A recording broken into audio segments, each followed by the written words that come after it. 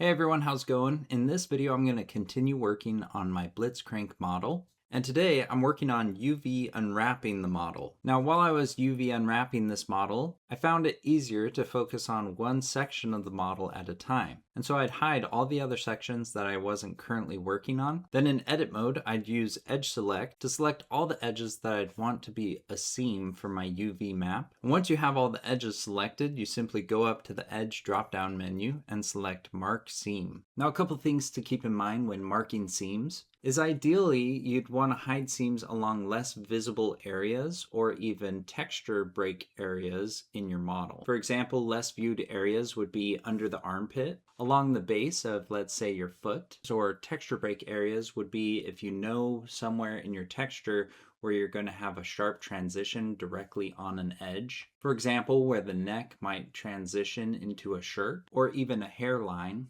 Once you're finished marking all your seams, you can then select your entire model, and in edit mode, select the entire mesh. Then in your UV editor window, you can go to the UV drop-down menu, select unwrap, and you'll see a number of options for unwrapping your UV. You can play around with all the different options, and after your UV map is unwrapped, you'll probably need to still shift things around, make sure that the spacing is good. Once you're happy with your UV map, you can go to the UV drop-down menu and select Export UV Layout. This will allow you to save it as an image so that you can take it into Photoshop or another art program where you can create a texture for your model. Now for my model, I didn't spend a ton of time, and so it's definitely not perfect. But once again, this model is just meant to be for practice and for future tutorials. And there you have it. There's Blitzcrank all UV unwrapped. In my next video, I'll be texturing this model. And so if you enjoyed this video, make sure you give it a thumbs up. If you have any questions or suggestions, leave them in the comments below. And subscribe to my channel so you can be up to date with all my latest videos.